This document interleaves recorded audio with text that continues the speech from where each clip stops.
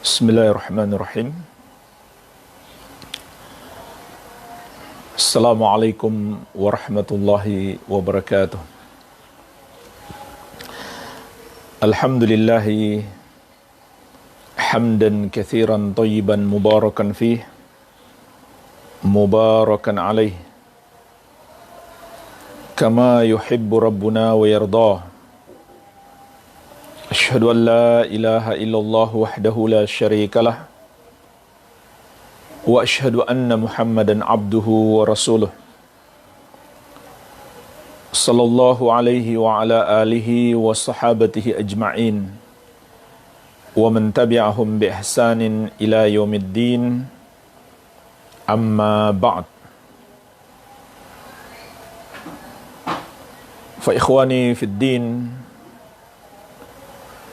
wa akhawati fillah, kaum muslimin wal muslimat rahimani wa rahimakumullah. Semoga Allah Azza wa Jalla senantiasa mencurahkan rahmatnya kepada kita sekalian. InsyaAllah ta'ala kita akan mempelajari Babu Sayyidil Istighfar, bab tentang Sayyidul Istighfar.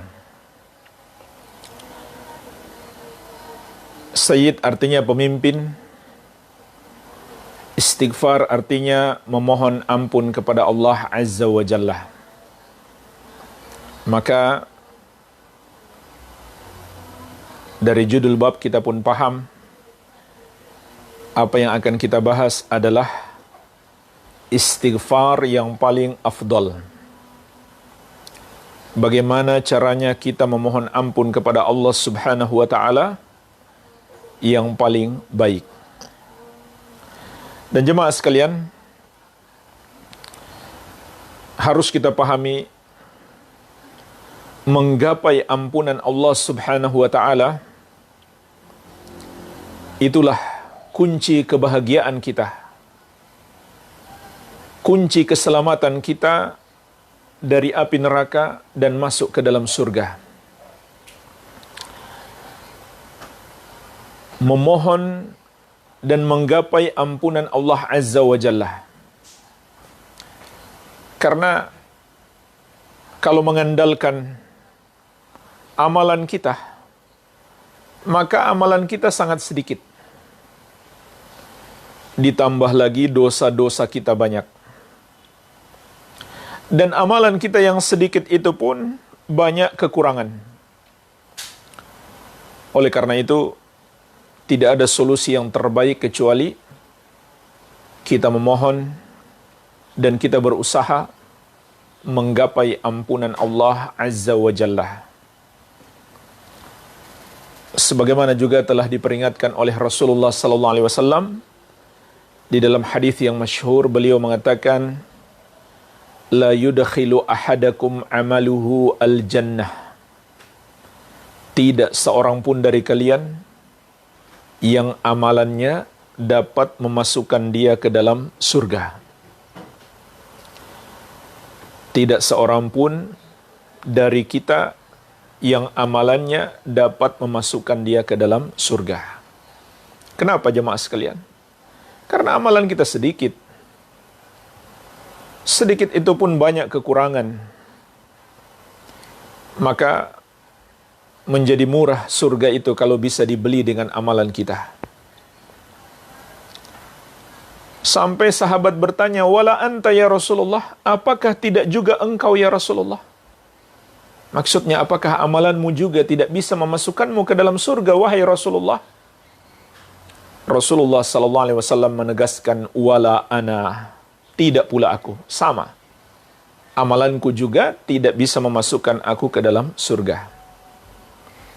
Illa ayyatagammadani Allahu birahmatin minhu wa maghfiratin.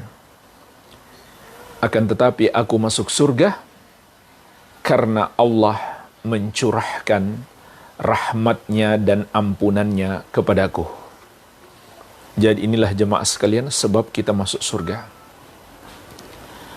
Allah merahmati kita dan mengampuni dosa-dosa kita. Oleh karena itu penting kita terus bermohon agar Allah mengampuni dosa-dosa kita.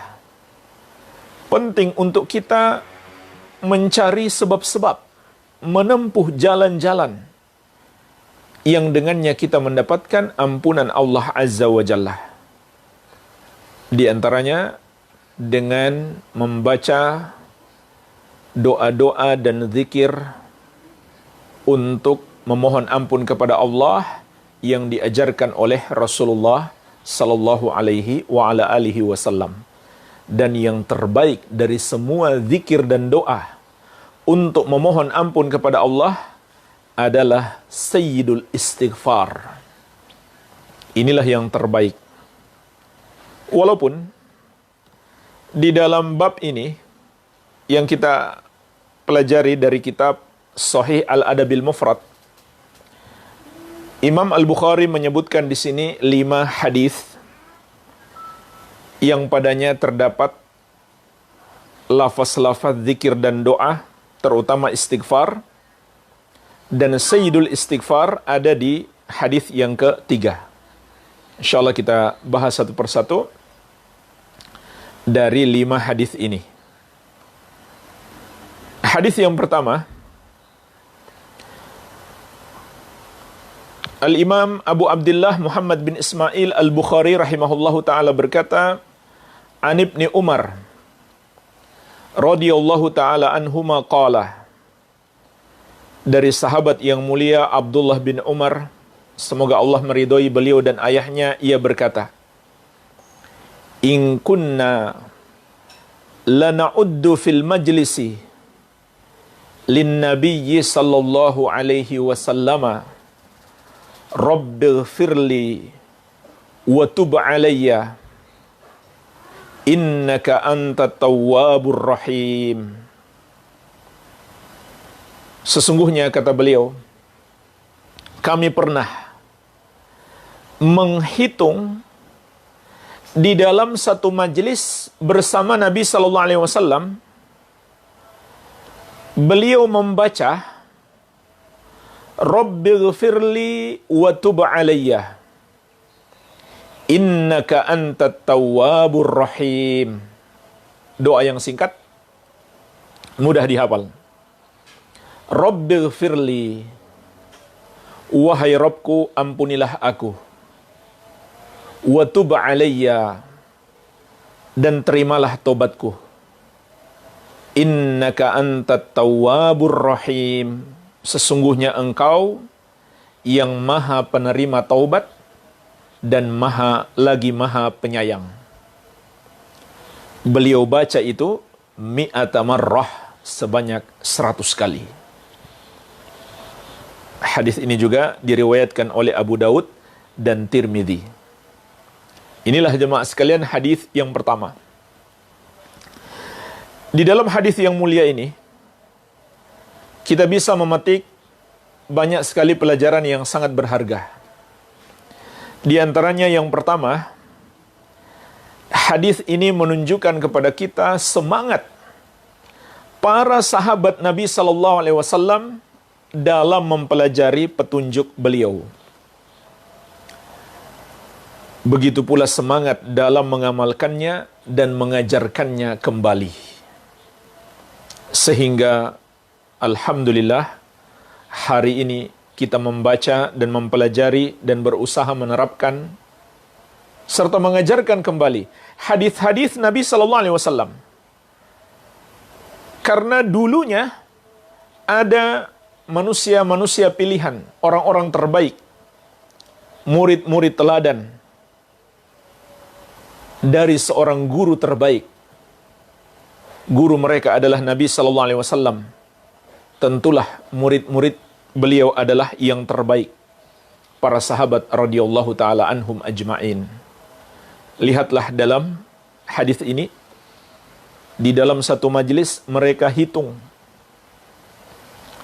berapa kali Rasulullah sallallahu alaihi wasallam membaca doa ini, dan mereka berhasil menghitungnya 100 kali, dan itu enggak mudah. Berarti harus perhatian. Sekali dia luput, lewat hitungannya. Para sahabat menghitung Nabi SAW membaca doa ini dalam satu majelis, dalam sekali duduk, sebanyak 100 kali. Ini bisa kita petik pelajaran semangat para sahabat dan perjuangan mereka dalam mempelajari petunjuk-petunjuk Nabi SAW, berusaha meneladaninya dan mengajarkan kembali. Sehingga hari ini walhamdulillah kita pun mengetahui hadis ini. Iya. Kemudian jemaah sekalian, pelajaran berikutnya, di dalam hadis ini kita bisa memetik pelajaran di antara lafaz doa istighfar, doa memohon ampun yang dibaca oleh Rasulullah sallallahu alaihi wasallam, yaitu 3 kalimat singkat. Pertama, Rabbil firli, ya Allah ampunilah aku. Kedua, wa tub alayya, dan terimalah taubatku. Ketiga, innaka antat tawwabur rahim, sesungguhnya engkau yang maha penerima taubat lagi maha penyayang. Maka jemaah sekalian, hafalkanlah kalimat ini, zikir yang singkat. Rabbil firli wa tub alayya innaka antat tawwabur rahim.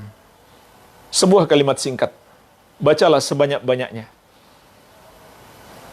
Kalau kita bisa baca 100 kali, tentu itu lebih baik. Kalau kita tidak sanggup, baca semampu kita, sesuai kesanggupan kita. Rasulullah SAW mengajarkan kepada kita lafaz doa. Di sini juga kita bisa memetik pelajaran bahwa lafaz doa yang terbaik adalah yang berasal dari dalil yang sahih. Apakah dari Al-Quran ataupun dari yang sunnah. Dari sunnah Nabi SAW. Dan janganlah kita membuat-buat sendiri lafaz doa untuk kita rutinkan. Untuk kita rutinkan, dibaca selalu, jangan kita buat lafaz sendiri. Ikuti saja apa yang sudah ada, itu jauh-jauh lebih baik, dan dari segi makna juga lebih selamat. Karena kalau kita buat-buat sendiri jemaah sekalian, mungkin juga maknanya salah. Maknanya salah. Atau bahkan apa yang kita minta ternyata salah. Seperti dulu ada seorang sahabat, beliau membaca sebuah lafaz doa, dan hasilnya apa? Beliau tertimpa sakit yang parah, sampai badan beliau kurus kering. Maka ketika Rasulullah SAW mengetahui keadaan beliau, maka Rasulullah SAW bertanya, apa doa yang engkau baca? Ternyata beliau membaca sebuah permintaan, ya Allah, kalau engkau mau mengazabku di akhirat, tolong segerakan saja azab engkau di dunia ini. Subhanallah. Maka Rasulullah SAW mengatakan, Subhanallah la tutik. Maha suci Allah, engkau tidak akan sanggup menghadapi azab Allah yang disegerakan di dunia ini. Lalu beliau memberi petunjuk kepadanya, baca saja doa yang sering saya baca, atau juga yang terdapat dalam Al-Quran. Beliau mengajarkan, Allahumma rabbana atina fid dunya hasanah, wa fil akhirati hasanah, wa qina adzaban nar. Ini adalah doa yang paling banyak dibaca oleh Rasulullah SAW. Atau rabbana atina fid dunya hasanah, wa fil akhirati hasanah, wa qina adzaban nar. Wahai Rabb kami, anugerahkanlah kami di dunia ini kebaikan, dan di akhirat kebaikan, dan lindungi kami dari api neraka.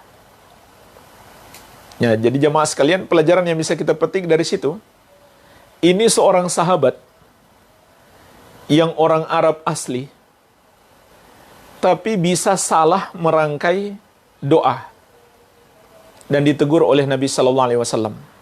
Apalagi kita. Jadi doa-doa yang terbaik lafaz-lafaz yang terbaik adalah yang terdapat di dalam dalil Al-Quran dan sunnah Nabi Sallallahu Alaihi Wasallam. Iya, ini yang kita baca. Kemudian di dalam hadis ini juga Nabi Sallallahu Alaihi Wasallam mengajarkan kepada kita adab berdoa, yaitu dengan bertawassul dengan menyebut nama-nama Allah Subhanahu wa taala, sebagaimana juga perintah Allah dalam surat Al-A'raf ayat 180. Walillahil asmaul husna fad'uuhu biha. Dan hanya milik Allah nama-nama yang maha indah. Maka berdoalah kalian dengan menyebut nama-nama Allah tersebut. Jadi ini sunnah dalam berdoa dan juga termasuk sebesar-besarnya sebab doa kita dikabulkan, yaitu kita bertawassul dengan nama-nama Allah.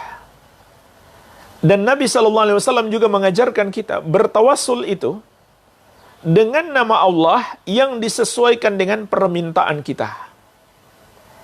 Contohnya di sini kita memohon ampun dan memohon diterima taubat kita, maka yang kita sebut adalah At-Tawwab, Allah yang maha penerima taubat, dan Ar-Rahim, Allah yang maha penyayang.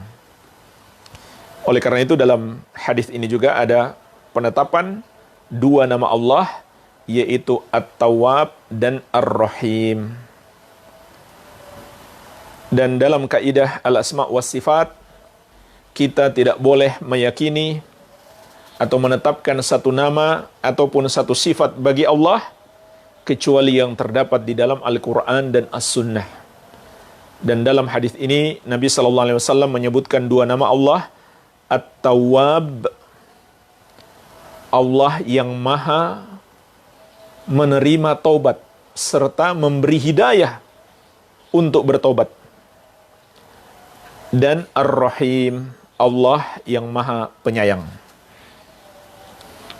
Kemudian jemaah sekalian, pelajaran lainnya yang bisa kita petik dari hadis ini adalah keutamaan istighfar dan anjuran untuk memperbanyaknya.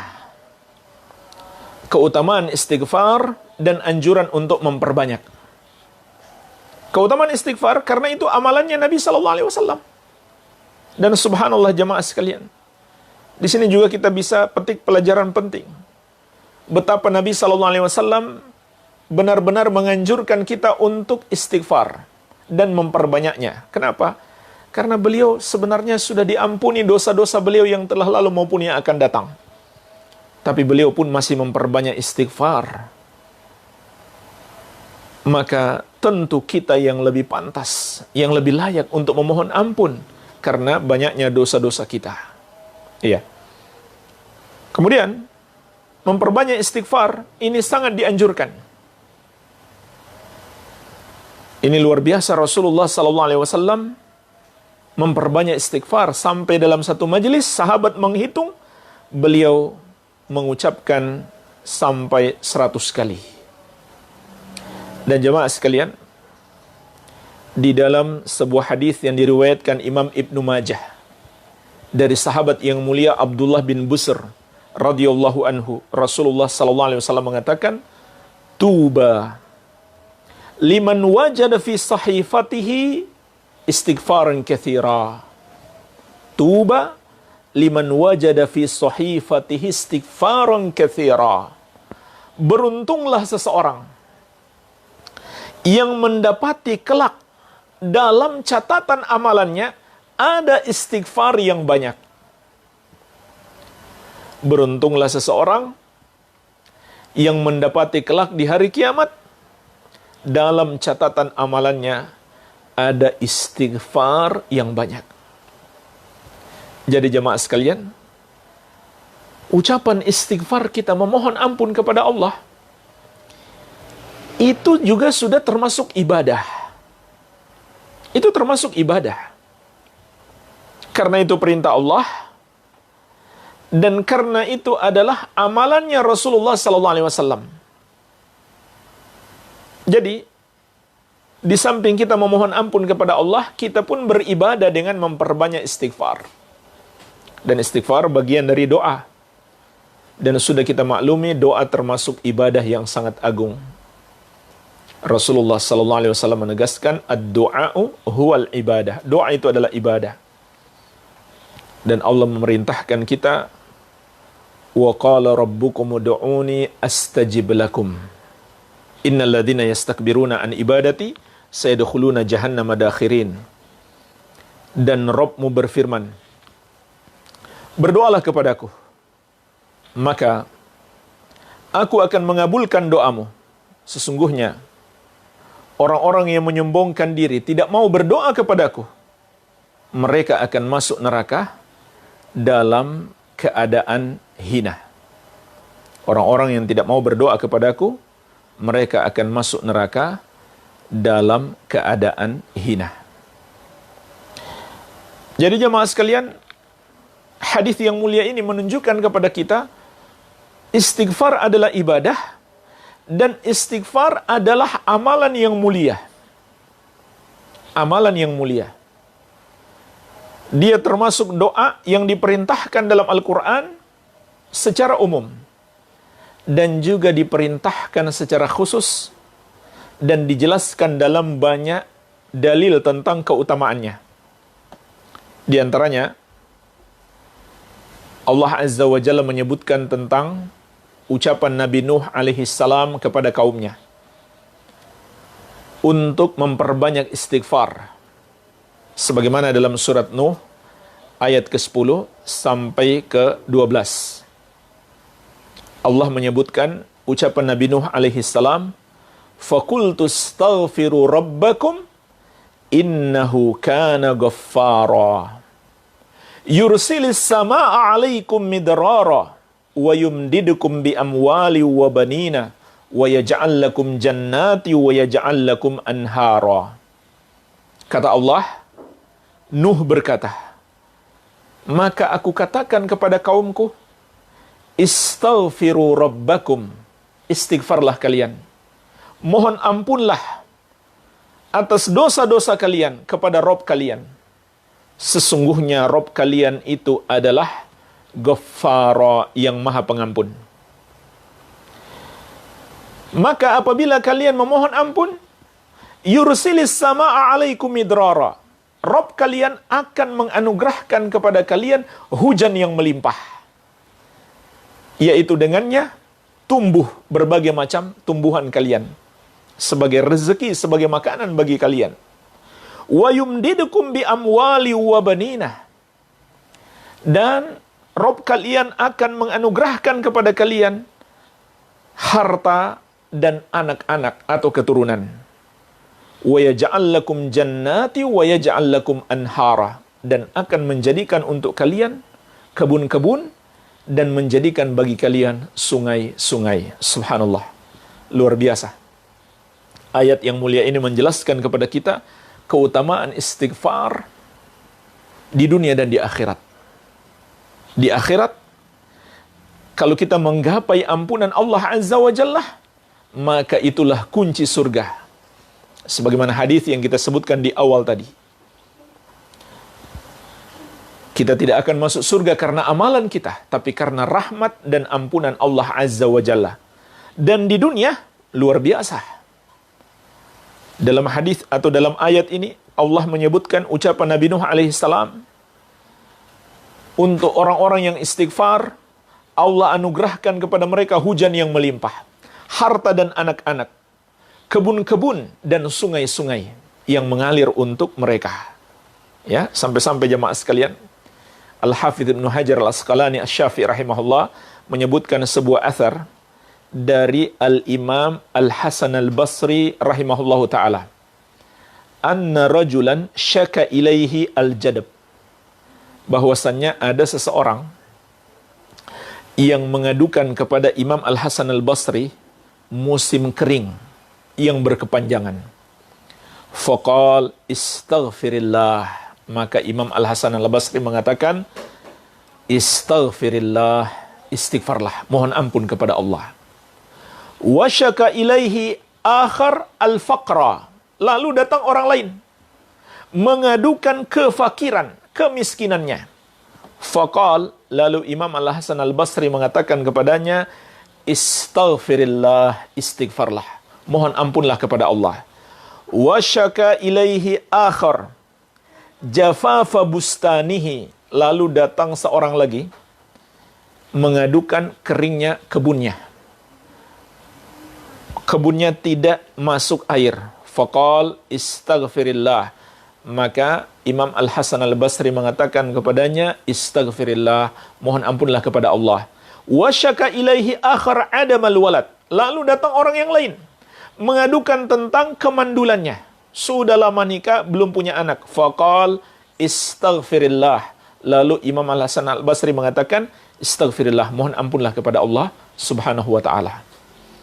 Subhanallah jemaah sekalian, ini berapa orang yang mengadu? 4 orang. Ya, yang pertama karena musim kering, yang kedua karena kemiskinan, yang ketiga karena kebunnya tidak kemasukan air, kering, tidak ada pengairan masuk, yang keempat mandul. Semuanya dinasihati dengan nasihat yang sama oleh Imam Al-Hasan Al-Basri. Istaghfirillah, mohon ampunlah kalian kepada Allah Subhanahu wa ta'ala. Lalu beliau membaca ayat ini. Surat Nuh yang kita sebutkan tadi, ayat ke-10 sampai ke-12. Dan juga ada sebuah kisah, orang yang mandul, sudah lama nggak punya anak, mengadu kepada Syekh bin Baz rahimahullah. Maka beliau pun menasihatkan dengan nasihat yang sama, perbanyak istighfar. Beberapa tahun berikutnya, orang itu ketemu lagi sama Syekh dan mengabarkan sama Syekh, alhamdulillah, beliau sudah punya anak. Iya. Jadi ini luar biasa, istighfar adalah ibadah yang sangat agung dan keutamaannya sangat besar. Oleh karena itu, kita dianjurkan untuk memperbanyak istighfar. Iya. Untuk ibadah kepada Allah, untuk meneladani Rasulullah SAW, dan agar dosa-dosa kita diampuni. Baik, kita masuk hadis yang kedua. Qala rahimahullah an Aisyah radhiyallahu anha qalat. Dari Ummul Mukminin Aisyah, semoga Allah meridhai beliau, ia berkata, Shalla Rasulullah sallallahu alaihi wasallam ad-duha. Thumma qala. Rasulullah sallallahu alaihi wasallam melakukan salat duha, kemudian beliau berkata, Allahumma ghfirli wa tub alayya, innaka antat tawwabur rahim.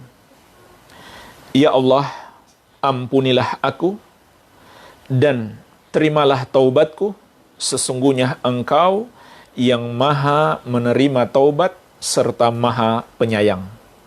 Hatta qalaha mi'ata marrah, sampai beliau mengucapkan itu sebanyak 100 kali. Jemaah sekalian, hadis ini sama persis dengan hadis sebelumnya, dan lafaz doanya juga sama, dan jumlahnya juga sama, 100 kali.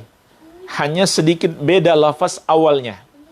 Kalau yang pertama Rabbighfirli, yang kedua Allahumma ghfirli. Maknanya pun sama. Kadang kita baca yang ini, kadang kita baca yang itu, dan itu adalah sunnah. Kadang baca yang ini, kadang baca yang itu. Iya. Jadi makna doa yang kedua, begitu pula lafaznya adalah sama. Maka penjelasannya pun sama seperti penjelasan hadis sebelumnya. Iya. Hanya saja di sini ada tambahan sedikit. Rasulullah SAW juga membaca doa ini, disebutkan dalam hadis ini, beliau membaca setelah sholat duha. Iya. Kemudian kita masuk yang ketiga. Inilah pembahasan inti dari bab ini, yaitu Sayyidul Istighfar. Al-Imam Abu Abdullah Muhammad bin Ismail Al-Bukhari rahimahullahu ta'ala berkata, An Shaddad bin Ausin, dari sahabat yang mulia Shaddad bin Aus radhiyallahu ta'ala anhu, anin Nabi sallallahu alaihi wasallam qala, dari Nabi sallallahu alaihi wasallam beliau bersabda, dari Nabi sallallahu alaihi wasallam beliau bersabda, Sayyidul istighfar antakulah, Sayyidul istighfar itu adalah engkau mengucapkan Allahumma anta rabbi la ilaha illa anta. Ya Allah, engkaulah Rabbku, tidak ada yang berhak disembah selain engkau. Khalaqatani wa ana abduka. Engkaulah yang menciptakan aku dan aku adalah hambamu, yaitu yang menyembah hanya kepadamu. Wa ana ala ahdika wa wa'dika mastata'tu. Dan aku berada dalam perjanjianku kepadamu semampuku. Dan aku berada dalam perjanjianku kepadamu semampuku. Aku berada dalam perjanjianku kepadamu semampuku. Wa a'udzubika min syarri ma sana'tu. Dan aku berlindung dari keburukan yang aku lakukan. Abu'u laka bi ni'matika, aku akui kepadamu atas nikmatmu yang engkau berikan kepadaku. Di dalam lafaz Al-Bukhari ada tambahan alayya. Dalam lafaz dalam Sahih Al-Bukhari, dalam lafaz yang lebih sahih. Tapi di Al-Adabul Mufrad tidak ada tambahan alayya. Ya. Maka sangat baik ditambahkan karena dalam lafaz yang lebih sahih dalam Sahih Al-Bukhari. Abu ulaka bi ni'matika alayya. Aku akui kepadamu atas nikmatmu yang engkau berikan kepadaku. Wa abu ulaka bi dzambi. Dan aku akui kepadamu dosa-dosa yang aku lakukan. Faghfirli, maka ampunilah aku. Fa innahu la yaghfiru dzunuba illa anta. Karena sesungguhnya tidak ada yang mengampuni dosa-dosa kecuali engkau. Inilah jemaah sekalian, Sayyidul Istighfar. Qala, kemudian Nabi SAW bersabda, Man qalaha fin nahari mukinan biha, famata min yaumihi qabla an yumsiyah, fahuwa min ahlil jannah. Barang siapa mengucapkan doa ini, istighfar ini, di siang hari atau di pagi hari, dalam keadaan yakin dengannya, yakin dengan apa yang dia baca, lalu dia mati di hari itu sebelum masuk waktu malam, maka dia termasuk penghuni surga.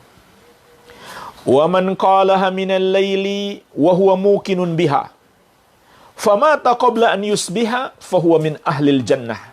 Dan barang siapa yang membacanya di waktu malam, dalam keadaan dia yakin dengannya, yakin dengan apa yang dia baca ini, kemudian dia mati di malam itu sebelum masuk waktu pagi, maka dia termasuk penghuni surga.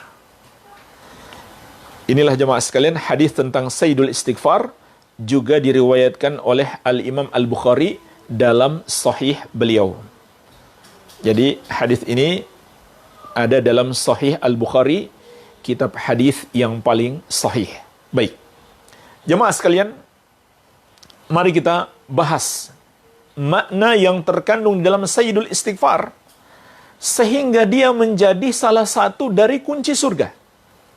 Dan perhatikan jemaah sekalian hadis tadi.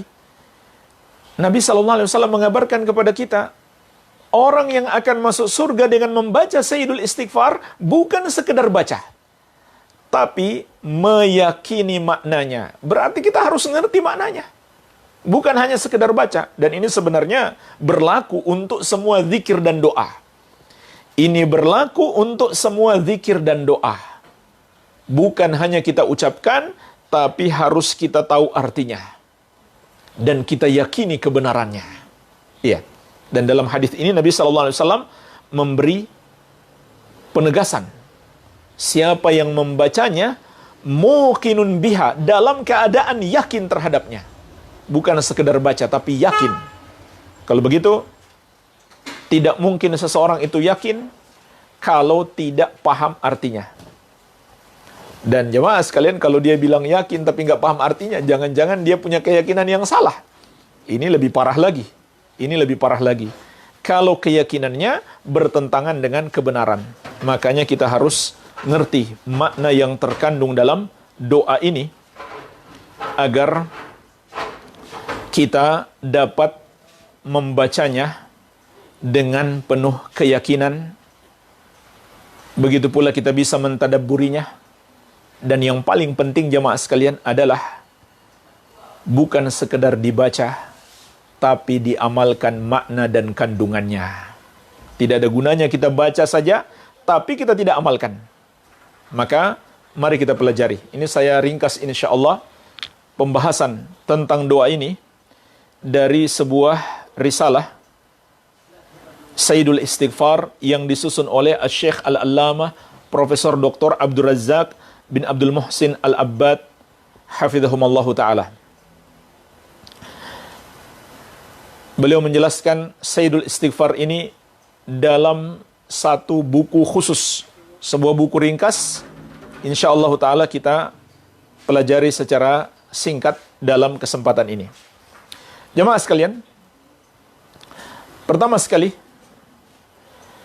beliau mengingatkan bahwa ini adalah doa yang sangat agung, hendaklah kita bacanya setiap hari. Ini termasuk zikir pagi dan petang. Karena Nabi SAW mengatakan, barang siapa membacanya di pagi hari, mukinan biha dalam keadaan meyakininya. Begitu pula, barang siapa membaca di sore hari atau di malam hari, dalam keadaan meyakininya. Jadi, Rasulullah SAW menganjurkan kita membaca doa ini setiap pagi dan petang. Ini termasuk zikir pagi dan petang.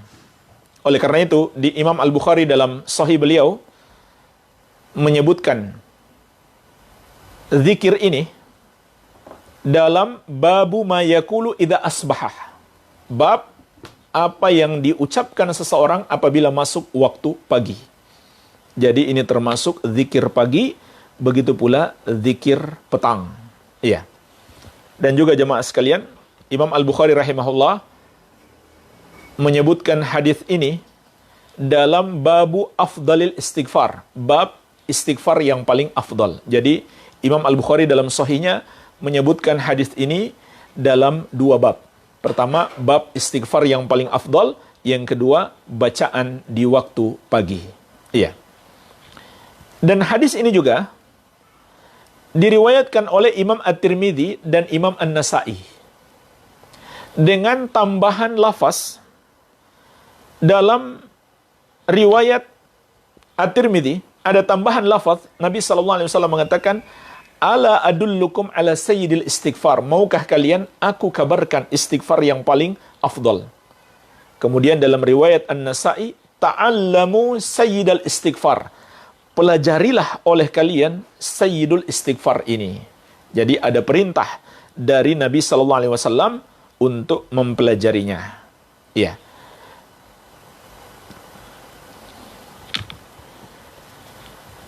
Perhatikanlah jemaah sekalian, istighfar ini dimulai dengan Allahumma. Dimulai dengan Allahumma. Allahumma itu artinya, Ya Allah. Ini adalah lafaz yang sering kita ucapkan dalam berdoa. Dan tidaklah lafaz ini disebutkan kecuali karena kita ingin memohon sesuatu. Jadi kalau kita ingin berzikir saja tanpa memohon sesuatu, maka lafaz ini tidaklah digunakan. Tidaklah digunakan. Maka kita gunakan untuk memohon sesuatu kepada Allah. Iya. Kemudian, Allahumma anta rabbi, la ilaha illa anta, khalaqtani wa ana abduka. Awal dari Sayyidul Istighfar berbunyi, Ya Allah, Engkaulah Rabbku. Tidak ada yang berhak disembah kecuali Engkau. Engkaulah yang menciptakan aku, dan aku adalah hamba-Mu. Jemaah sekalian, perhatikanlah kalimat ini. Di dalam kalimat ini ada pelajaran yang sangat agung, yang harus kita yakini dan harus kita amalkan dalam hidup kita. Allah menyebutkan di sini, atau Nabi SAW menyebutkan di sini, dua macam tauhid. Dua macam tauhid yang diistilahkan oleh Imam Ibnu Qayyim rahimahullah dengan yang pertama, tauhidul ma'rifah wal itsbat. Tauhid berupa pengenalan dan penetapan atau keyakinan. Yang kedua, tauhidul iradah wa talab. Tauhid ibadah dan niat. Jadi ini istilah yang disebutkan oleh Imam Ibnu Qayyim rahimahullah. Yang pertama, tauhid dalam penetapan, tauhid dalam pengenalan dan penetapan. Maka ini mencakup dua macam tauhid sekaligus, yaitu tauhid rububiyah dan tauhidul asma was sifat. Yang kedua, tauhidul iradah wa talab, maknanya tauhid uluhiyah. Baik, jadi jamaah sekalian, kesimpulannya, kalimat ini mencakup tiga macam tauhid sekaligus, kalau kita rinci. Yang pertama, tauhid rububiyah. Di dalam ayat atau dalam hadis yang mulia ini, dalam doa yang kita baca, terdapat penetapan tauhid rububiyah, yaitu kita meyakini Allah sebagai Rabb kita. Lafaznya sangat jelas. Allahumma anta Rabbi. Ya Allah, Engkaulah Rabbku. Apa artinya Rabb, jamaah sekalian? Rabb itu maknanya secara global adalah manijtama'a fihi thalathatu awsaf, yang terkumpul padanya tiga sifat.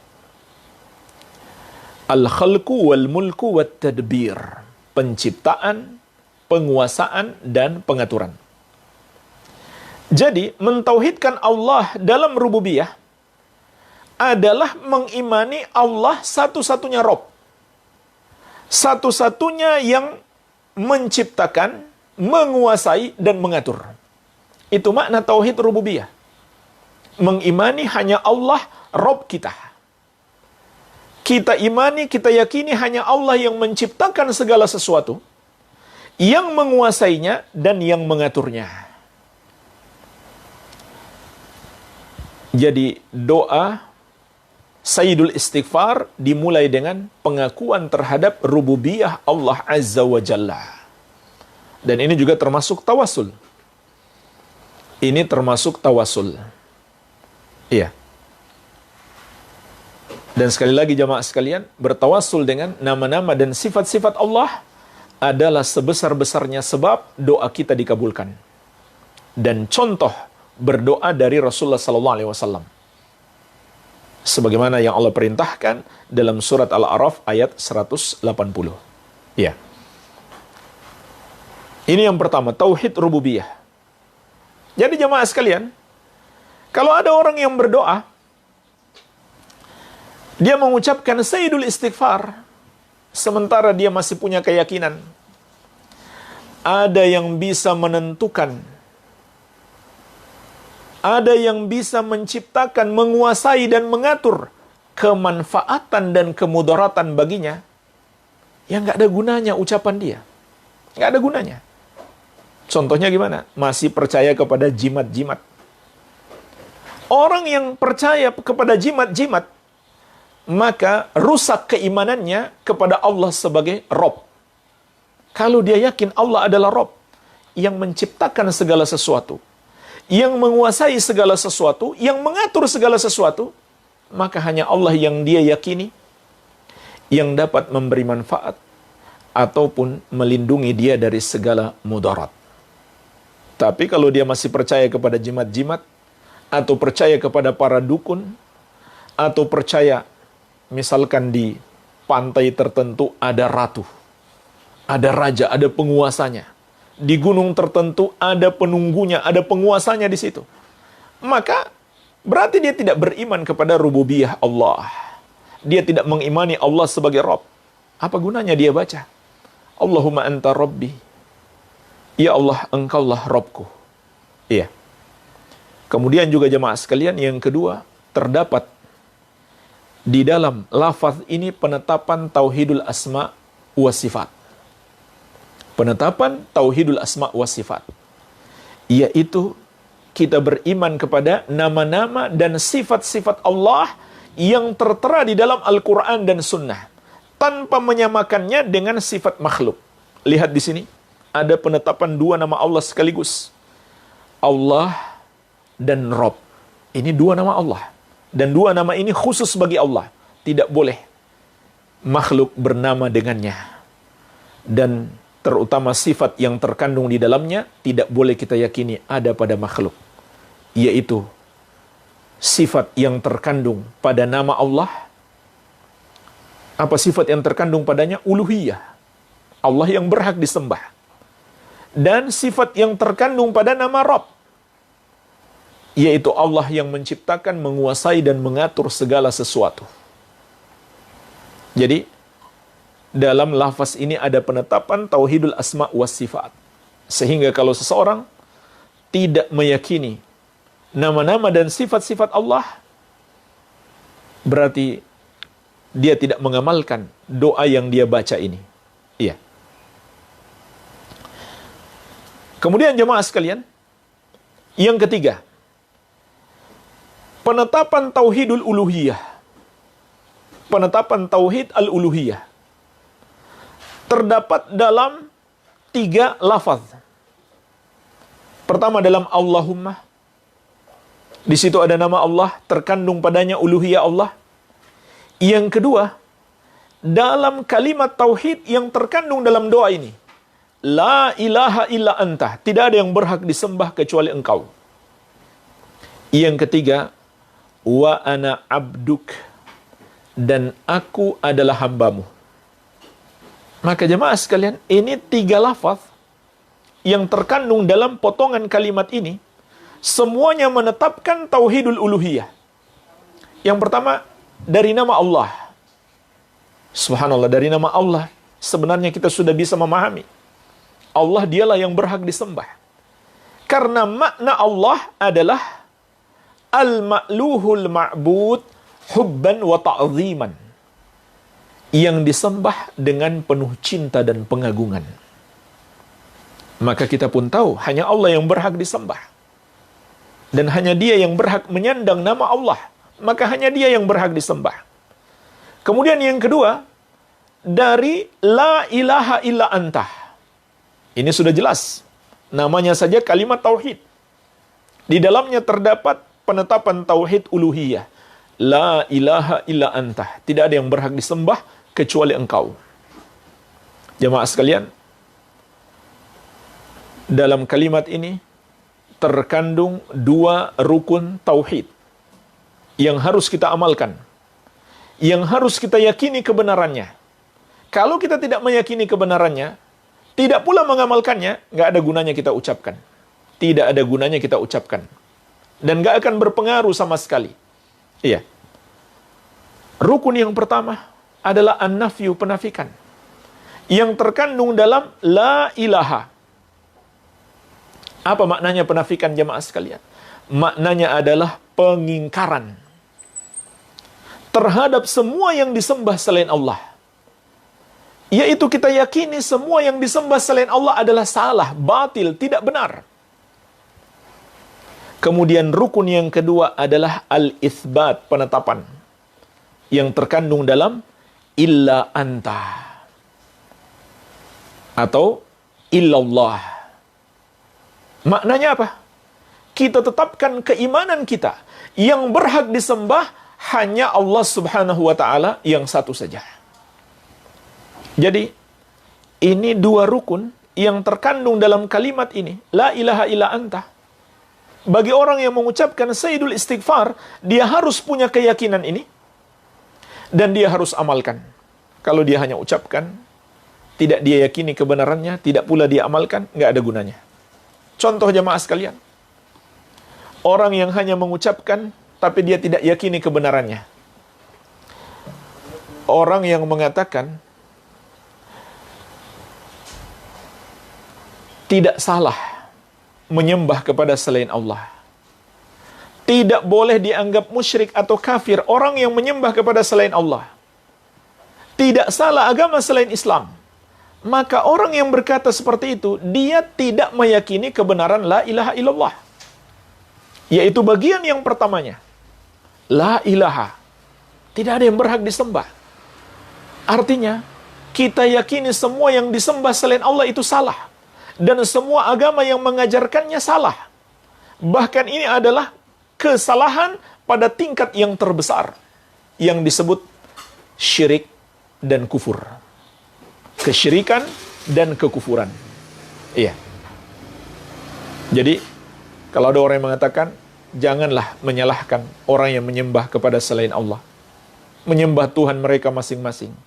Janganlah menyalahkan agama selain Islam. Walaupun mereka mengajarkan, walaupun agama-agama itu mengajak untuk menyembah selain Allah. Maka orang yang berkata begitu, berarti dia tidak beriman dengan la ilaha illallah. Tidak sah syahadatnya. Syahadatnya batal. Walaupun dia misalkan membaca Sayyidul Istighfar ini nggak ada gunanya. Iya. Contoh lain jemaah sekalian, orang yang tidak meyakini kebenaran la ilaha illallah, tidak pula mengamalkannya, adalah orang yang mempersembahkan ibadahnya kepada selain Allah. Dia ucapkan la ilaha illallah, tapi dia masih berdoa kepada selain Allah. Dia menyembelih untuk selain Allah. Dia bertawakal, bergantung hatinya kepada selain Allah. Dan seterusnya. Dari berbagai macam ibadah, ada yang dia persembahkan kepada selain Allah. Nggak ada gunanya. Dia ucapkan la ilaha illallah. Karena dia tidak meyakini kebenarannya, atau dia tidak mengamalkannya. Iya. Kemudian jemaah sekalian, lafaz yang ketiga yang menetapkan tauhid uluhiyah adalah wa ana abduk, dan aku adalah hambamu, dan aku adalah hambamu. Ya. Jemaah sekalian,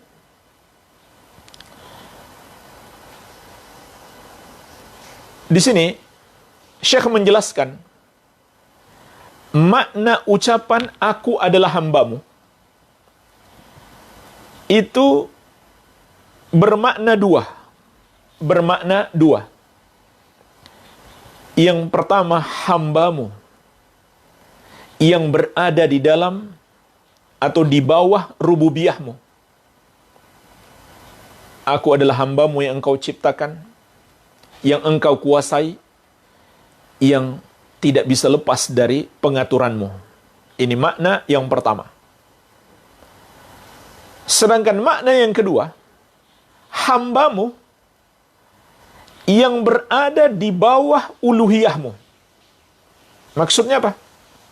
Aku adalah hambamu yang menyembah hanya kepadamu. Karena aku meyakini hanya engkaulah yang berhak disembah. Jadi jemaah sekalian, ini dua kemungkinan makna pada lafaz wa ana abduk, dan aku adalah hambamu. Tetapi Syekh menjelaskan makna dalam hadis ini atau dalam Sayyidul Istighfar adalah yang kedua. Adalah makna yang kedua. Ya. Karena apa?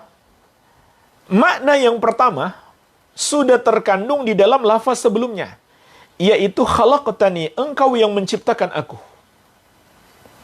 Jadi aku akui rububiyahmu. Ini lafaz ini juga terdapat penetapan sifat rububiyah Allah, yaitu menciptakan. Jadi di dalam potongan kalimat ini, bagian yang pertama, terdapat dua lafaz untuk menetapkan tauhid rububiyah. Yang pertama tadi, anta rabbi, engkaulah Rabbku. Yang kedua, khalaqtani, engkau yang menciptakan aku. Maka di sini sudah terdapat pengakuan kita sebagai hamba Allah yang berada di bawah rububiyah Allah. Yaitu kita diciptakan oleh Allah dan kita tidak bisa lepas dari bawah kekuasaan dan pengaturan Allah. Sehingga makna wa ana abduk, aku adalah hambamu, adalah bukan sekedar di bawah rububiyah Allah, tapi maknanya adalah aku mengakui uluhiyahmu, sehingga aku selalu beribadah kepadamu, taat kepadamu, menjalankan perintahmu, dan menjauhi laranganmu. Iya. Jadi, ini makna wa ana abduk. Aku adalah hambamu. Bukan sekedar pengakuan, aku diciptakan olehmu. Tapi aku akan selalu beribadah kepadamu, tunduk kepadamu. Dan inilah makna yang diinginkan. Inilah makna yang diinginkan. Iya. Kemudian Syekh juga memberikan faidah penting sekali. Allah mengumpulkan di sini, atau Nabi SAW mengumpulkan di sini, sebagaimana disebutkan oleh para ulama, sebuah kaidah penting, yaitu tauhidur rububiyah mustalzimun li tauhidil uluhiyah. Tauhid rububiyah itu berkonsekuensi terhadap tauhid uluhiyah. Tauhid rububiyah berkonsekuensi terhadap tauhid uluhiyah. Maksudnya apa? Kalau hamba itu punya akal sehat, maka dia pun meyakini Allah sebagai Robnya. Dan ketika dia meyakini Allah sebagai Robnya, maka seharusnya dia pun meyakini hanya Allah sebagai sesembahannya, sebagai ilahnya. Karena perhatikan dalam doa ini, Nabi SAW menyebutkan bersamaan, khalaqtani, engkau yang menciptakan aku, wa ana abduk, dan aku hamba yang menyembahmu. Karena engkau yang menciptakan aku, karena engkau yang menciptakan segala sesuatu kebaikan untukku, karena engkau yang mengaturku, menguasaiku, maka hanya kepadamu aku menyembah. Jadi ini konsekuensinya. Kalau kita mengerti dengan rububiyah Allah, maka seharusnya kita pun mengerti hanya Allah yang pantas untuk disembah. Baik, ini jemaah sekalian kalimat yang pertama dari Sayyidul Istighfar. Kemudian, kalimat yang kedua, wa ana ala ahdika wa wa'dika mastata'tu. Dan aku berada dalam perjanjian denganmu semampuku. Dan aku berada dalam perjanjian denganmu semampuku. Iya. Jemaah sekalian, apa makna lafaz doa ini?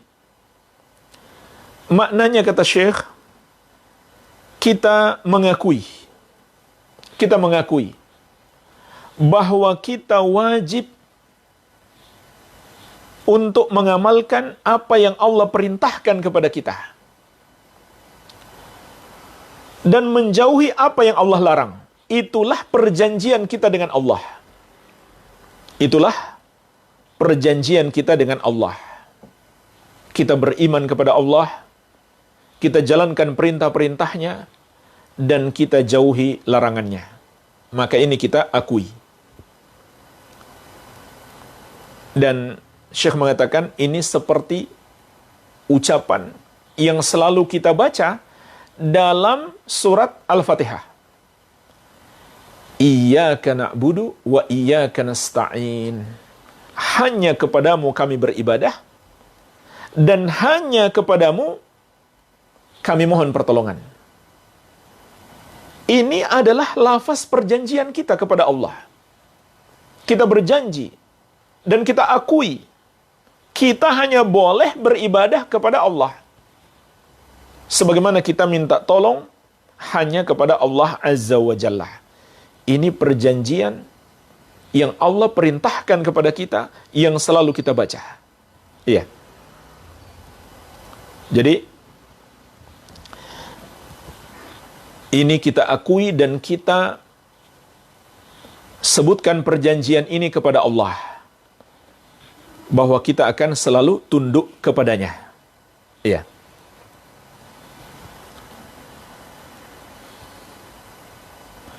Kemudian jemaah sekalian, tambahan kalimat mastata'tu sesuai dengan kemampuanku.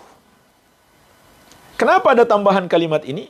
Karena Allah tidak akan membebani kita kecuali sesuai dengan kesanggupan kita. Sebagaimana juga firman Allah, la yukallifullahu nafsan illa wus'aha. Allah tidak membebani seseorang kecuali sesuai kesanggupannya. Surat Al-Baqarah ayat 286. Iya. Tetapi jamaah sekalian, masalah kesanggupan ini ada perbedaan antara perintah dengan larangan. Karena Rasulullah SAW mengatakan, "Idza amartukum bi amrin fa'tu minhu mastata'tum, wa ma nahaitukum anhu fantahu." Kalau aku memerintahkan kepada kalian sebuah perintah, maka lakukan semampu kalian. Dan kalau aku larang, tinggalkanlah. Hadis ini diriwayatkan Al-Bukhari dan Muslim dari Abu Hurairah radhiyallahu anhu. Perhatikanlah jemaah sekalian, perbedaan antara perintah dan larangan dalam hadis ini.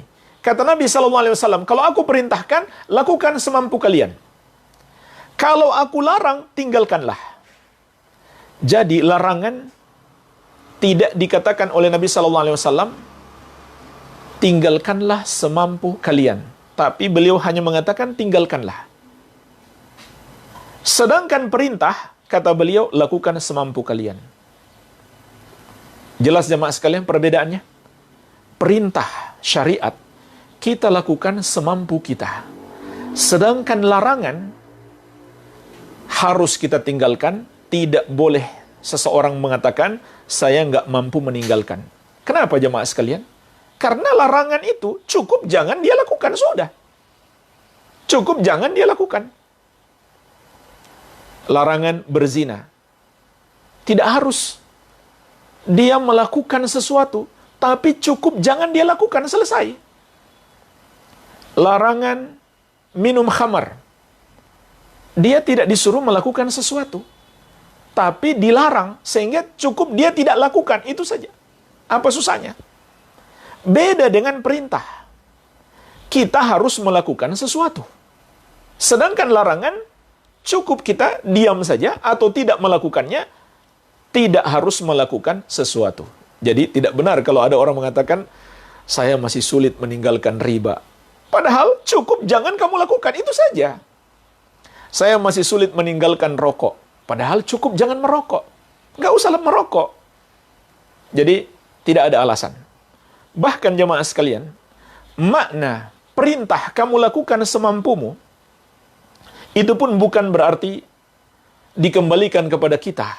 Jadi kita yang tentukan, ini saya mampu saya lakukan, itu saya tidak mampu saya tidak lakukan. Tidak, bukan begitu maknanya.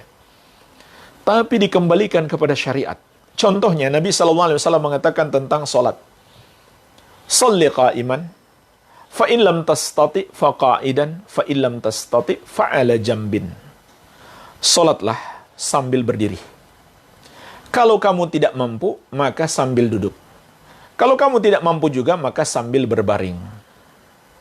Jadi nggak bisa seorang mengatakan, saya nggak mampu sholat, saya libur dulu sholatnya. Nggak bisa.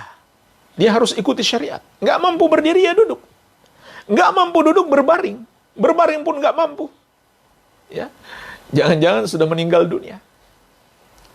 Maka jemaah sekalian, jadi makna perintah dilakukan semampu kita, itu bukan kita yang menentukan, ini saya mampu saya lakukan, ini yang saya tidak mampu saya nggak mau lakukan. Tidak.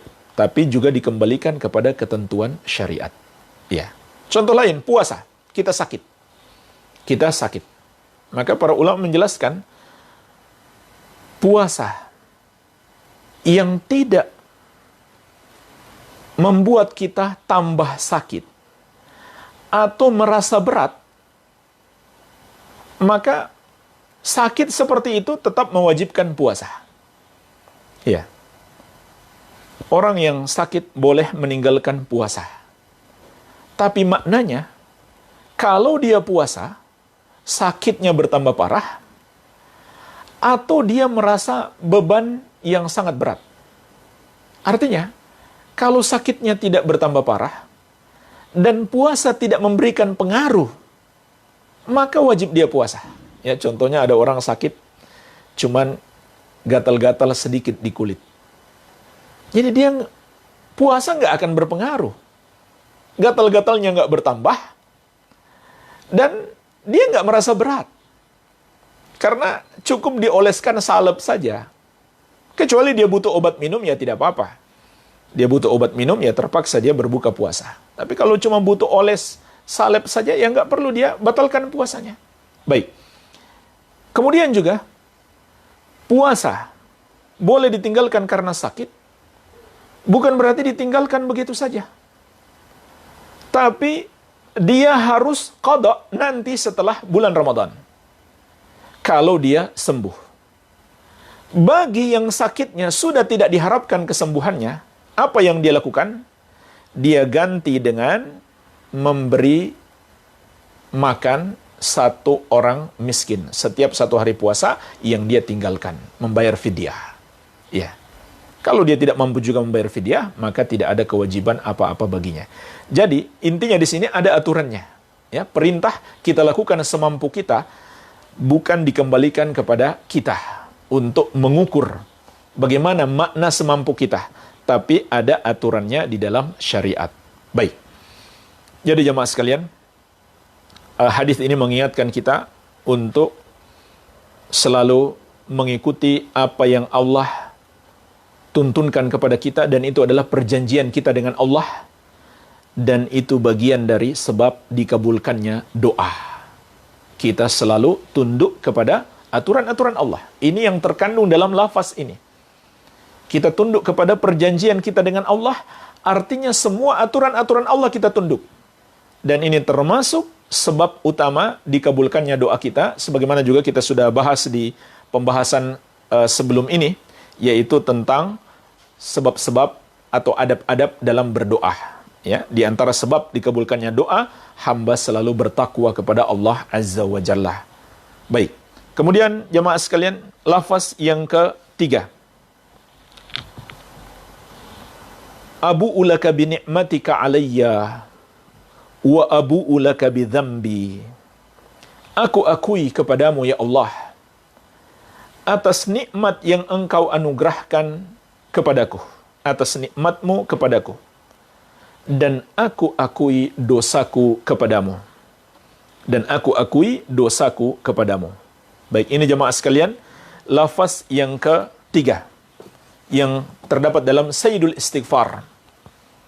Ya Allah, aku akui nikmatmu kepadaku, dan aku akui pula dosaku kepadamu.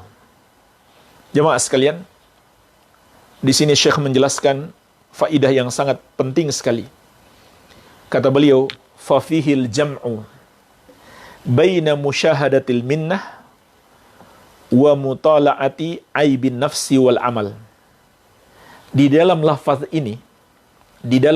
ini, Rasulullah SAW mengumpulkan dua hal penting yang harus senantiasa ada pada diri kita. Dua hal penting yang harus senantiasa ada pada diri kita.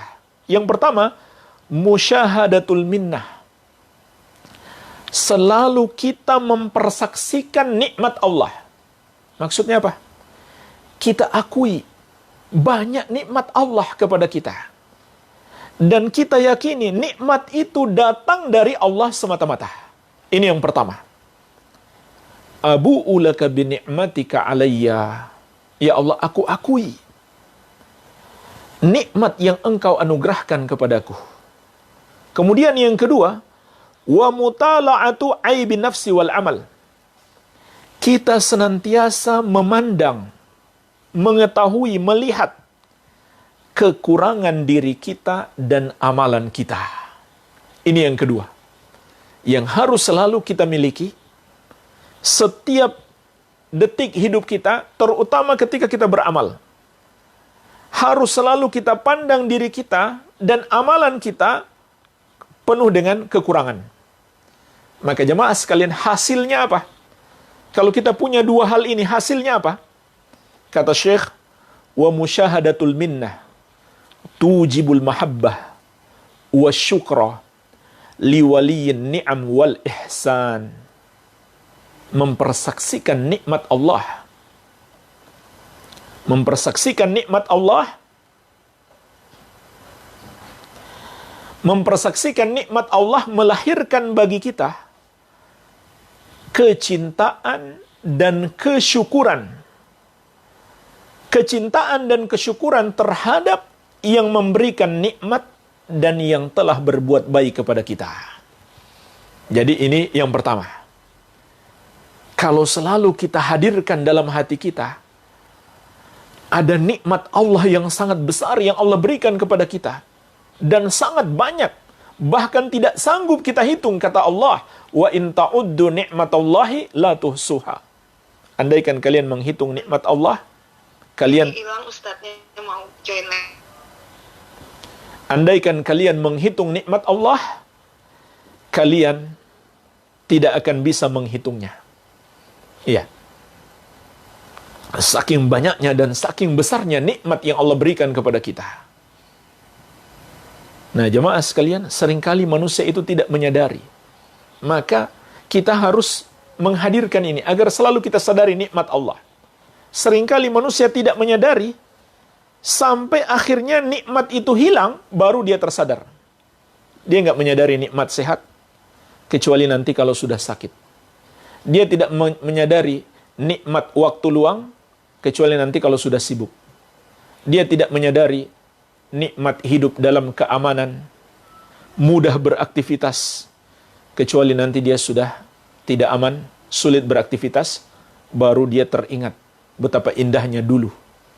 Maka ini tidak boleh terjadi pada diri seorang mukmin. Dia harus terus mengakui nikmat Allah. Baik. Jadi subhanallah, kata Syekh, kalau seseorang mengakui nikmat Allah, apa yang akan dia dapatkan? Melahirkan dua hal. Al-mahabbah wa syukur. Cinta kepada Allah dan kesyukuran. Kecintaan kepada Allah dan kesyukuran atas nikmat yang Allah berikan. Dan kalau dia memiliki rasa syukur, maka tentu nikmat yang Allah berikan kepadanya akan ditambah.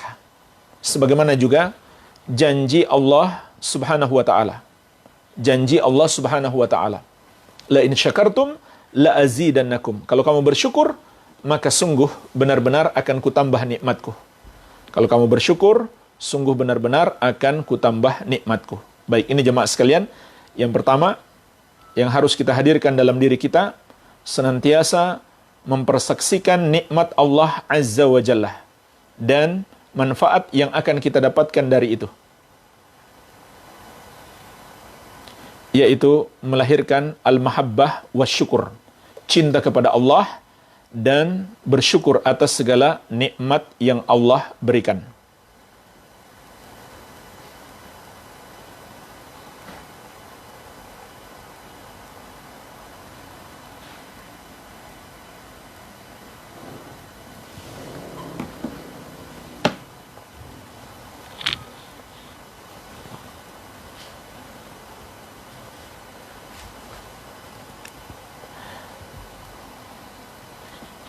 Kemudian yang kedua, kata Syekh, wa mutala'atu aibin nafsi. Apabila kita selalu melihat aib kita. Apabila kita selalu melihat aib kita. Kekurangan-kekurangan diri kita. Kekurangan-kekurangan dalam amalan kita. Tujibu lahu dzul wal inkisar wal iftikar wa taubah. Maka ini akan melahirkan 4 perkara. Yang pertama, kita selalu merasa hina di hadapan Allah.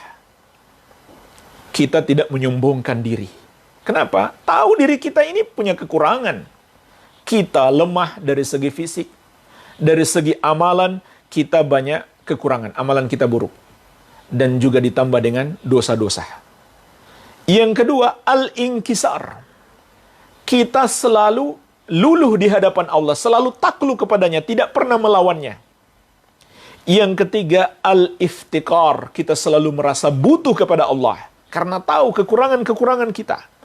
Dan yang keempat, wa taubah fi kulli waqtin. Senantiasa bertobat. Karena tahu kita banyak kekurangan. Kita banyak kesalahan. Kita banyak kekurangan, kita banyak kesalahan, maka kita selalu bertobat. Maka ini yang akan muncul dalam diri kita kalau kita selalu melihat kekurangan-kekurangan kita. Baik. Kata Syekh, hasilnya adalah fala yara rabbahu illa muhsinan mutafaddilan. Tidaklah hamba itu melihat Rabbnya kecuali sebagai zat yang selalu berbuat baik kepadanya dan memberikan berbagai macam anugerah kepadanya yang memiliki keutamaan. Wala yara nafsahu illa mudhniban muqassir. Dan tidaklah dia melihat dirinya kecuali seorang pendosa yang banyak kekurangan-kekurangan. Inilah jemaah sekalian, kesimpulannya, makna lafaz yang ketiga ini, abu'u laka bi ni'matika alayya wa abu'u laka bi dzambi.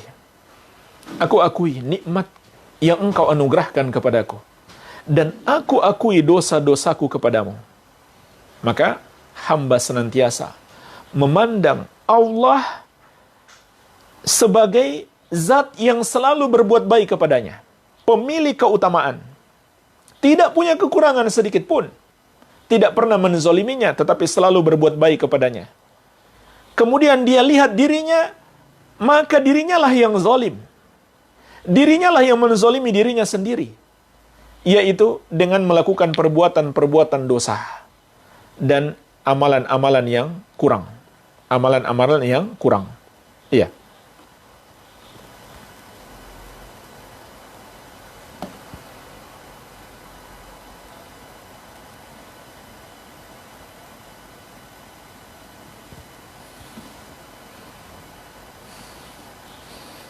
Baik.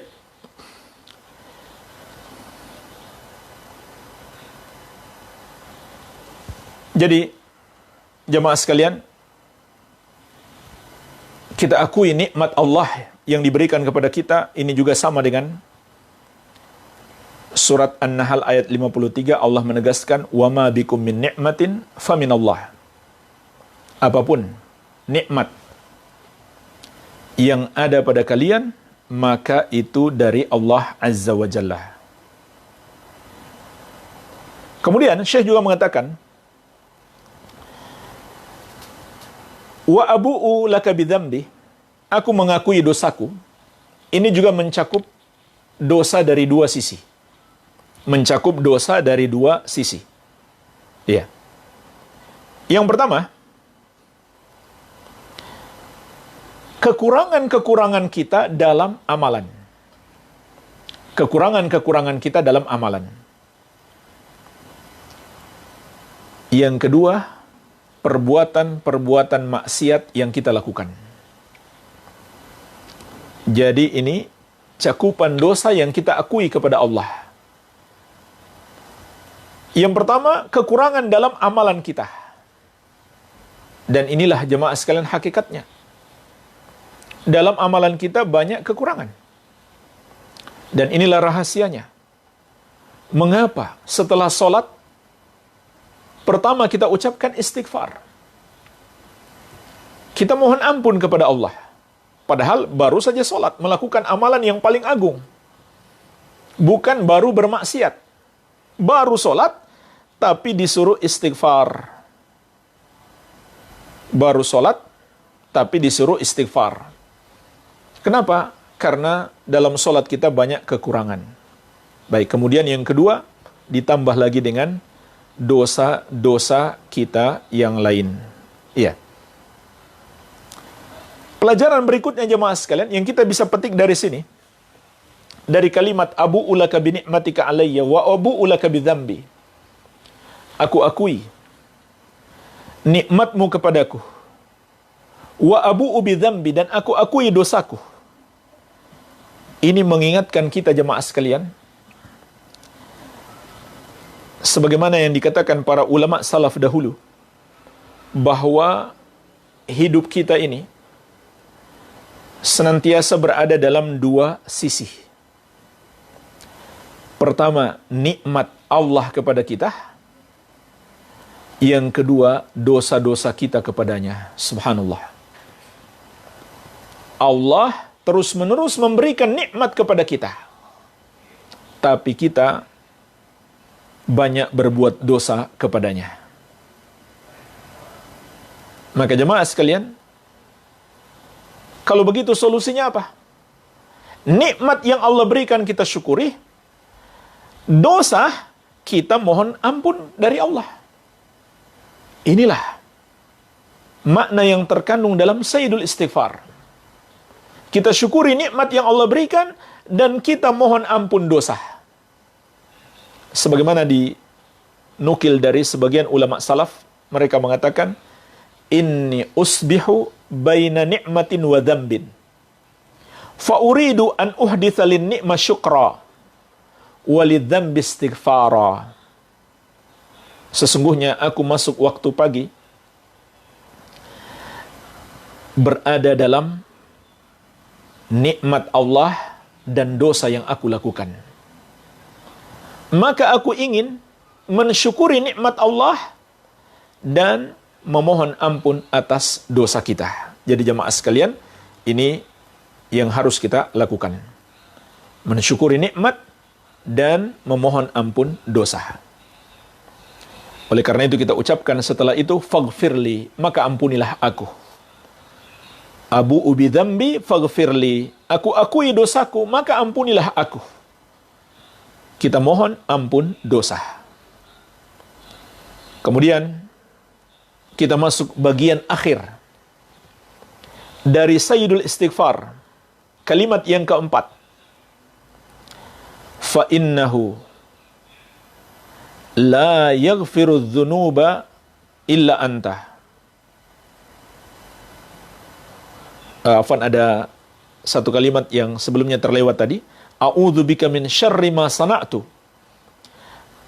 Aku berlindung kepadamu dari keburukan yang aku lakukan. Baik, ini maknanya kita bersandar selalu kepada Allah agar kita selamat dari perbuatan-perbuatan dosa. Hanya Allah yang bisa menyelamatkan kita. Baik, sekarang kita masuk bagian akhir. Fa innahu la yaghfiru dzunuba illa anta. Kata Nabi SAW, karena sesungguhnya tidak ada yang dapat mengampuni dosa-dosa kecuali engkau. Tidak ada yang dapat mengampuni dosa-dosa kecuali engkau. Maka di dalam hadis ini, dalam bagian akhir ini terdapat pengakuan kita bahwa hanya Allah yang satu saja yang dapat mengampuni dosa-dosa kita, maka hendaklah kita selalu bertobat dan kita selalu memohon ampun. Sebagai penutup jamaah sekalian, Syekh menyebutkan Sayyidul Istighfar mengumpulkan dua hal penting. Sayyidul Istighfar mengumpulkan dua hal penting, yaitu tauhid dan istighfar. Dua hal terpenting yang dikumpulkan dalam Sayyidul Istighfar yang harus kita miliki. Tauhid dan istighfar.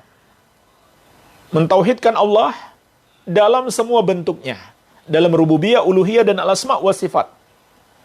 Dan memohon ampun atas dosa-dosa kita. Memohon ampun atas dosa-dosa kita. Iya. Dan jemaah sekalian, Syekh menyebutkan, ini banyak contohnya di dalam banyak dalil. Di antaranya dalam Al-Quran disebutkan dalam beberapa ayat. Yang pertama di surat Muhammad ayat 19. Allah Azza wa Jalla berfirman, Fa'lam annahu la ilaha illallah wastaghfir li dzambika walil mu'minina wal mu'minat.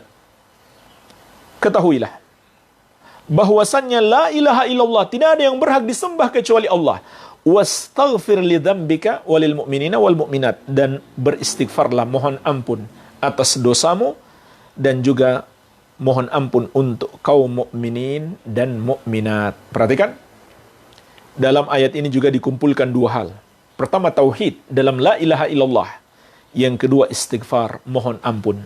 Dan dianjurkan kita mohon ampun bukan hanya dosa-dosa kita, tapi juga dosa seluruh kaum mukminin dan mukminat. Surat Muhammad ayat ke-19. Kemudian surat Al-Anbiya ayat 87. Surat Al-Anbiya ayat 87. Tentang doa Nabi Yunus alaihi salam ketika beliau berada dalam kondisi yang sangat genting, yaitu di dalam perut ikan. Subhanallah. Beliau berada dalam perut ikan. Ini kondisi yang sangat berbahaya. Maka Allah menyebutkan nada fidz zulumati. Beliau berseru, beliau bermohon, berdoa dalam kegelapan di perut ikan. Allah ilaha illa anta subhanak inni kuntu minadz zalimin. La ilaha illa anta subhanak. Tidak ada yang berhak disembah kecuali engkau.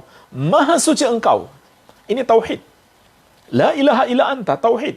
Subhanak, maha suci engkau. Maha suci dari apa? Dari kesyirikan. Kemudian, inni kuntu minadz zalimin. Sesungguhnya aku termasuk orang-orang yang zalim. Artinya ampunilah aku. Jadi beliau kumpulkan dua hal. Tauhid dan istighfar. Ini doa terbaik. Istighfar yang terbaik. Yang terkumpul padanya dua perkara. Tauhid dan istighfar. Ya. Dan ini juga disunahkan untuk dibaca setiap kita menghadapi kondisi genting. Nabi SAW mengajarkan kita membaca doa ini. La ilaha illa anta subhanaka inni kuntu minadz zalimin. Doanya Nabi Yunus alaihi salam. Ya. Dan juga di surat Fussilat ayat ke-6. Fastaqimu ilaih wastaghfiruh. Fastaqimu ilaih wastaghfiruh. Istiqomahlah kepadanya, kepada Allah. Maksudnya tauhidkan Allah. Wastaghfiruh, dan mohon ampunlah atas dosamu, dosa-dosa kalian. Jadi dikumpulkan dua hal, tauhid dan istighfar. Nah, jemaah sekalian, apa faidah dikumpulkannya dua hal ini? Syekh mengatakan, dan ini beliau nukil dari Syekhul Islam sebagaimana dalam Majmu' al-Fatawa juz ke-11. Fasyahadatu an la ilaha illallah bisidqin wa yaqinin tudhibu syirka kullahu. Maka syahadat la ilaha illallah, yaitu syahadat tauhid, dengan pembenaran dan keyakinan, menghilangkan semua bentuk kesyirikan. Menghilangkan semua bentuk kesyirikan. Lalu beliau rinci, baik yang disengaja maupun tidak, yang nampak maupun yang tersembunyi. Wal istighfar yamhu ma baqiya min atharatihi. Sedangkan istighfar menghapuskan dosa-dosa yang tersisa. Istighfar menghapuskan dosa-dosa yang tersisa. Jadi intinya, tauhid dan istighfar menghapuskan semua dosa. Tauhid menghapuskan kesyirikan, dan istighfar menghapuskan dosa-dosa yang tersisa. Dan hakikatnya jemaah sekalian, semua perbuatan dosa itu adalah cabang dari kesyirikan. Cabang dari kesyirikan.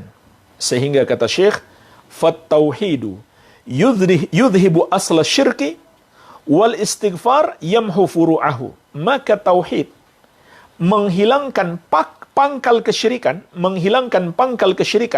dan istighfar menghapus cabang-cabang kesyirikan, yaitu dosa-dosa.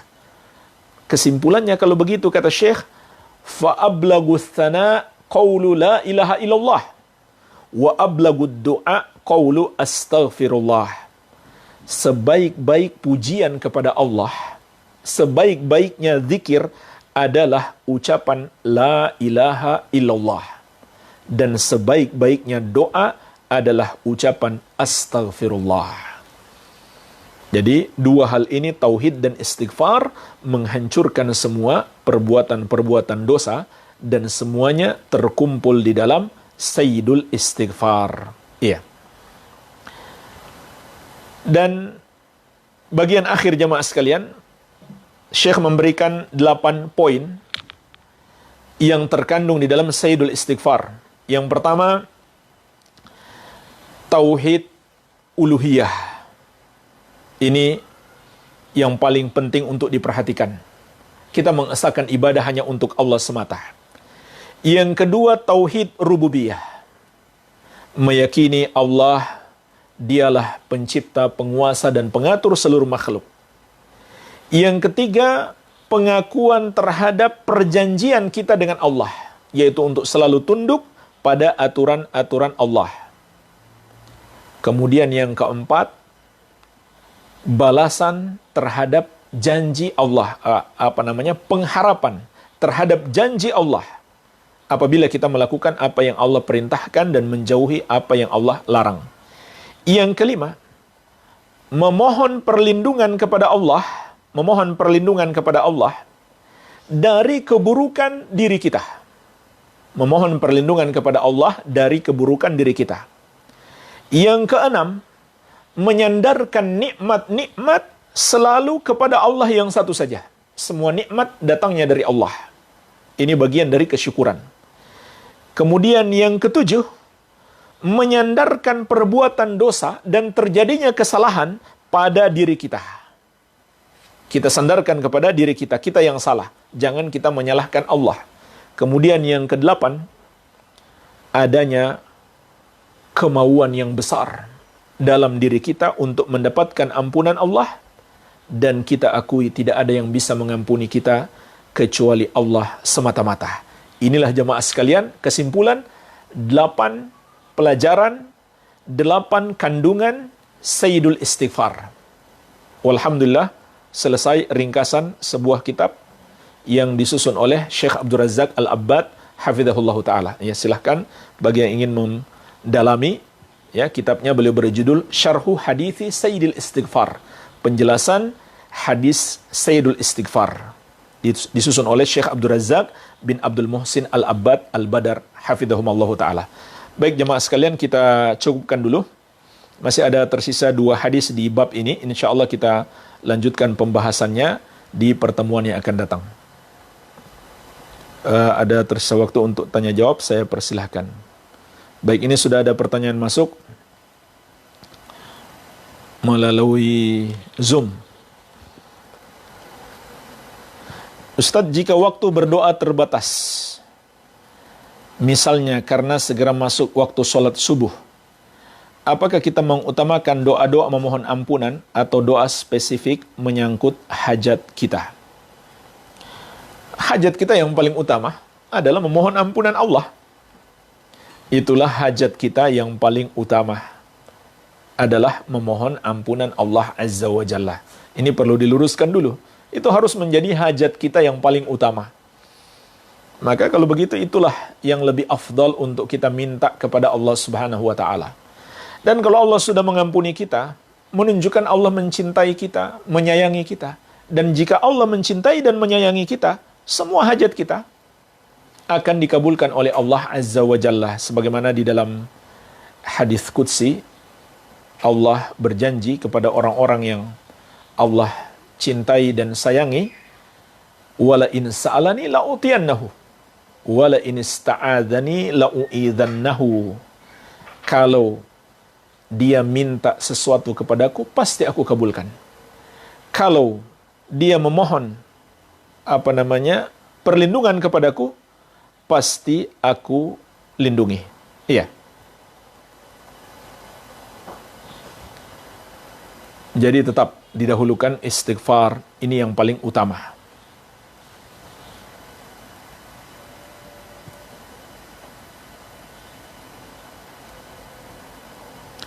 Ibu saya 80 tahun dengan kondisi layaknya sebagian besar yang berusia lanjut.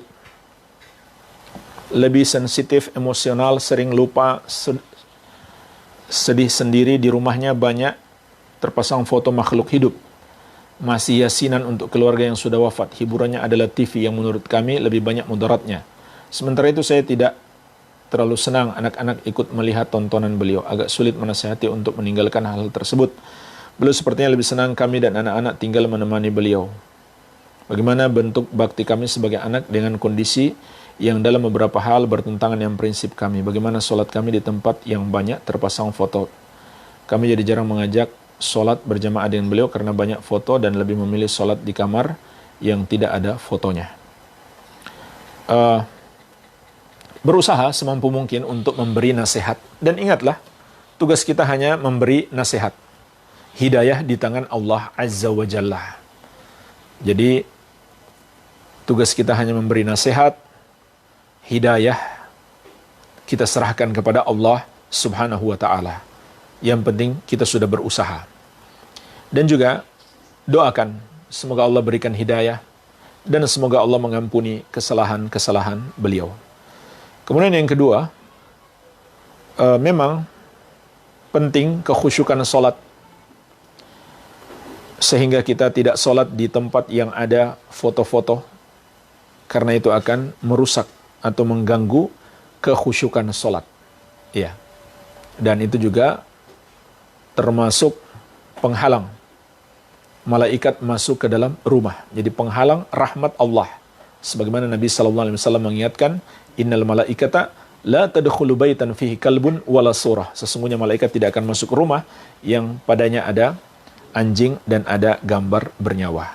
Dan ini pun harus dinasihati, harus diingatkan. Tidak boleh memajang gambar-gambar bernyawa supaya malaikat masuk. Ya. Ya, tidak mengapa tidak sholat berjamaah kalau terpaksa. Kalau untuk sholat berjamaah harus di tempat yang ada gambar-gambar bernyawanya tersebut. Maka sholat sendiri di ruangan yang lain. Namun, kalau misalkan ibu itu tidak sholat, kecuali dengan sholat berjamaah, maka tidak mengapa sholat di situ lebih baik daripada beliau tidak sholat. Ya. Jika sudah membayar fidyah untuk mengganti puasa saat hamil dan menyusui, apakah sekarang masih tetap harus melakukan qada untuk puasa tersebut? Memang ada khilaf ulama. Pendapat yang paling kuat insya-Allah, fidyah tidak ada, yang ada adalah qada.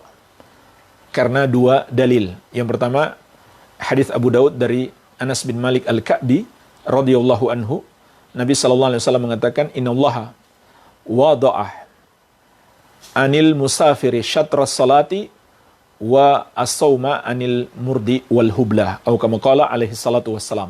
Sesungguhnya Allah meringankan separuh solat dari seorang musafir dan meringankan separuh puasa dari wanita hamil dan menyusui.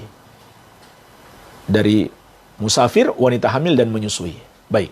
Jadi hadis ini kata Syekh Ibnu Baz rahimahullah menunjukkan Nabi SAW menyamakan antara musafir dengan wanita hamil dan menyusui. Menyamakan dari segi apa? Dari segi sama-sama harus mengqada puasa. Ya, karena musafir kita tahu bersama kewajibannya mengqada. Begitu pula kalau begitu wanita hamil dan menyusui. Ini dalil yang pertama. Yang kedua dalil kias. Yaitu wanita hamil dikiaskan kepada orang sakit yang masih diharapkan kesembuhannya. Bukan orang sakit yang sudah tidak diharapkan kesembuhannya. Kalau dia sudah tidak diharapkan kesembuhannya, maka bayarnya fidyah, maka dia membayar fidyah, bukan mengqada. Tapi wanita hamil lebih tepat, begitu pula wanita menyusui lebih tepat dikiaskan kepada orang sakit yang masih bisa diharapkan kesembuhannya, sehingga kewajibannya adalah mengqada. Dan ini pendapat yang dikuatkan oleh Syekh Ibnu Baz rahimahullah. Jadi anggap saja fidyah itu sebagai sedekah dan tetap harus mengqada. Dan juga jemaah sekalian, di dalam puasa kita tahu bersama ada pendidikan akhlak, ada pendidikan kesabaran dan berbagai macam keutamaan. Jadi kalau wanita hanya membayar fidyah tanpa puasa saja, maka dia kehilangan keutamaan-keutamaan puasa yang sangat banyak. Ya. Pendapat yang kuat insya-Allah mengqada tanpa membayar fidyah. Dan juga jangan merasa berat karena mengqadanya kalau sudah mampu. Kalau belum mampu masih merasa berat, masih menyusui misalkan, boleh ditunda lagi, wallahu alam. Apa saja ikhtiar promil yang dibarengi dengan Sayyidul Istighfar? Promil itu apa ya? Mau hamil maksudnya? Apa saja ikhtiarnya? Ya, ya kalau maksudnya mau hamil ya. Baik, program hamil. Promil program hamil. Semua amal soleh pada intinya, semua amal soleh itu memberikan jalan keluar dan rezeki. Ini berlaku pada semua amal soleh sebenarnya. Sebagaimana firman Allah, "Wa may yattaqillaha yaj'al lahu makhraja wa yarzuqhu min haitsu la yahtasib." Barang siapa bertakwa kepada Allah, maka Allah akan berikan jalan keluar baginya. Jalan keluar untuk semua masalahnya. Dan dia akan diberikan rezeki dari arah yang tidak dia sangka-sangka. Rezeki pun ini mencakup semua kebaikan. Anak juga rezeki bagi kita. Iya. Jadi, semua bentuk ketakwaan kepada Allah itu akan memudahkan urusan-urusan kita. Apa yang kita kehendaki, apa yang menjadi hajat kita, insya Allah dimudahkan oleh Allah Azza wa Jalla. Dan jemaah sekalian, di sini juga kita bisa memetik pelajaran bahwa dengan ketakwaan sama dengan istighfar itu kita mendapatkan keuntungan dunia. Maka kalau begitu, boleh dalam beribadah kita mengharapkan keuntungan dunia, tapi ada syarat. Ada syarat. Syaratnya itu jangan dijadikan tujuan utama. Jangan dijadikan tujuan utama. Tujuan utamanya untuk akhirat. Tapi boleh kita harapkan dari Allah balasan di akhirat ditambah balasan di dunia. Tapi balasan di akhirat itu yang dijadikan utama. Menjadi tercelah kalau balasan dunia yang kita utamakan. Bahkan menjadi syirik kecil kalau semata-mata dunia. Jadi ada orang banyak istighfar untuk apa? Supaya semua urusan dunianya lancar. Itu yang dia harapkan. Dia tidak harapkan apa-apa di akhirat. Maka saat itu menjadi syirik kecil, dia lebih mementingkan dunia daripada akhirat. Ya. Tapi kalau akhirat yang dia utamakan, lalu dia sertakan keinginan dunia, maka itu tidak mengapa. Namun yang lebih tinggi derajatnya kalau dia lebih mengutamakan akhirat. Maka tentu derajatnya lebih tinggi. Iya.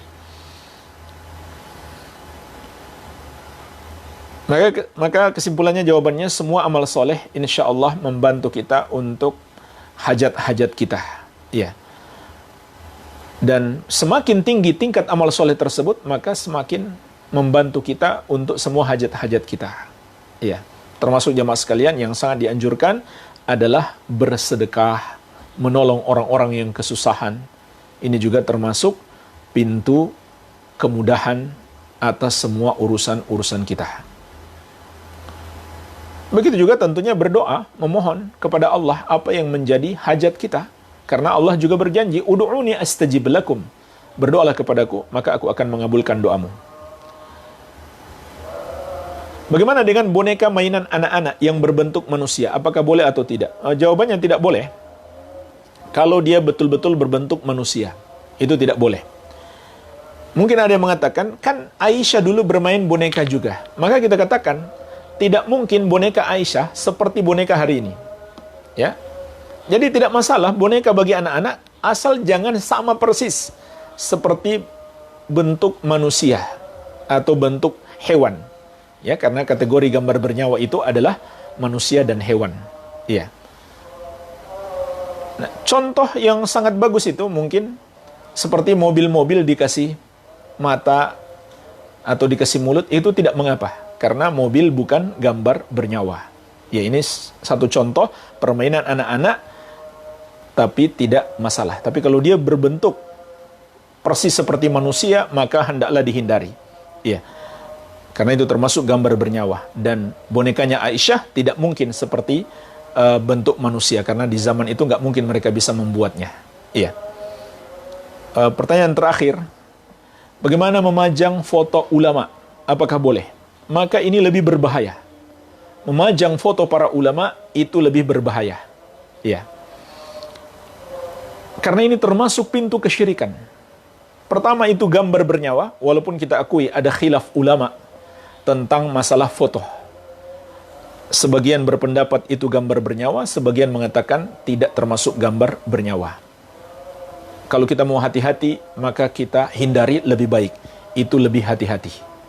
Tetapi jemaah sekalian, kalau itu gambar seorang tokoh, apalagi seorang ulama atau orang soleh, itu justru lebih berbahaya. Karena itu yang lebih mengantarkan kepada kesyirikan.